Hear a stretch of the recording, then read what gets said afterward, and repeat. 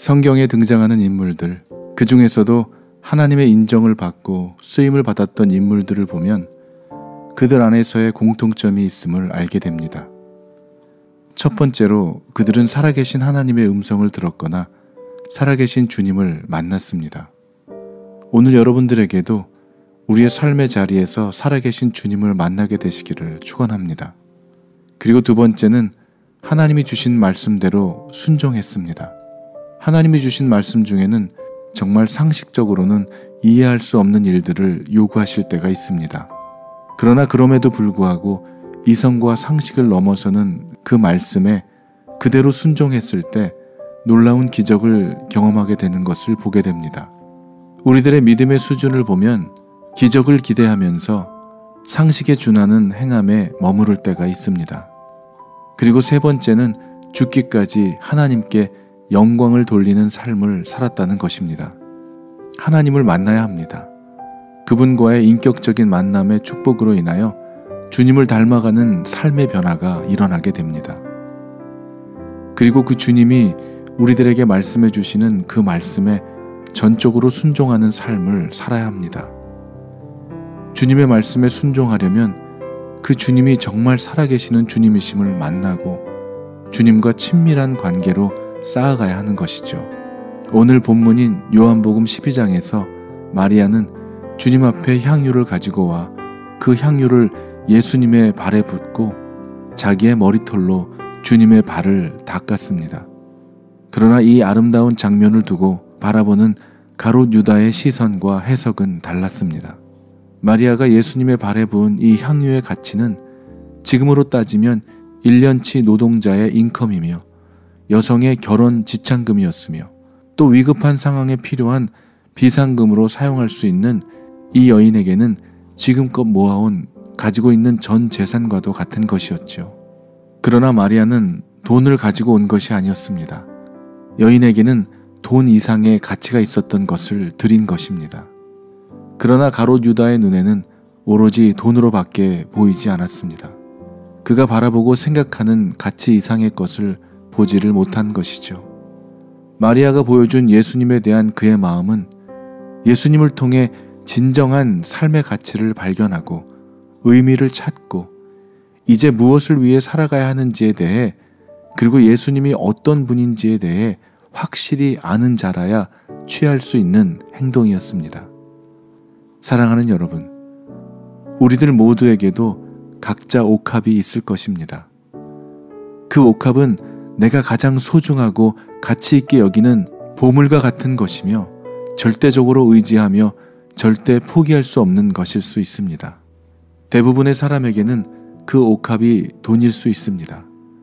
그리고 어떤 사람에게는 건강일 것이며 누군가에게는 관계이고 학벌이며 사업, 성취, 그리고 어떤 사람에게는 자기 애, 자기 사랑, 자기 만족 등등 절대로 놓아서는 안 되는 절대적인 것이 옥합일 것입니다.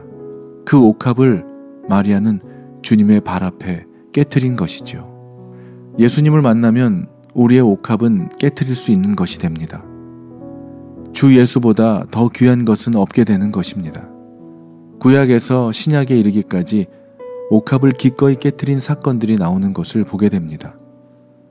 아브라함은 100세에 얻은 생명과도 같은 귀한 아들 이삭을 바치라고 했을 때 그가 깨트린 옥합은 이삭이었으며 순종이었습니다. 그리고 성전에 2렙돈을 바친 과부의 렙돈, 그 돈은 지금의 1불 정도의 가치밖에 되지 않았지만 예수님은 그가 모든 사람보다 많이 넣었다고 했습니다. 단지 돈이 많고 적음을 이야기하는 것이 아닌 것은 분명합니다. 그런가 하면 사도 바울이 깨트린 것은 그의 모든 학식이었습니다. 그 모든 것을 오히려 배설물로 여겼다는 것이죠. 마태복음 12장에는 귀신 들린 딸의 고침을 위해 예수님께 찾아온 가나안 여인이 나옵니다. 이 여인은 주님이 딸을 고치실 수 있는 분이라는 것을 믿었으므로 그의 모든 자존심 따위는 기꺼이 내려놓을 수 있었습니다. 진심으로 주님을 신뢰함으로 주님께 매달린 이 여인의 기도는 놀라운 기적을 이루어내었고 딸은 나음을 입게 되었습니다. 사랑하는 여러분, 우리가 깨트릴 옥합은 무엇입니까? 여러분이 갖고 있는 옥합은 무엇입니까? 여러분이 가장 소중히 여기는 것이 여러분의 옥합일 것입니다. 그런데 그 옥합을 자세히 들여다보면 결국 그 옥합은 바로 내 자신입니다. 왜냐하면 그것은 내가 가장 사랑하는 것이기 때문입니다.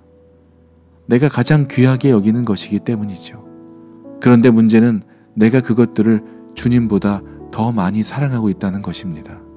주님을 사랑한다고 하면서도 정작 나의 귀한 것은 주님 앞에 드리지 못하고 그것 때문에 오히려 주님과 더 멀어지는 경우가 있기 때문입니다. 하나님께서 사업의 복을 주셨더니 물질의 복을 받아서 오히려 세상으로 나간 사람들도 있습니다. 그에게 음악적인 달란트를 주었더니 그 재능을 가지고 세상 무대로 나가버린 사람도 있습니다.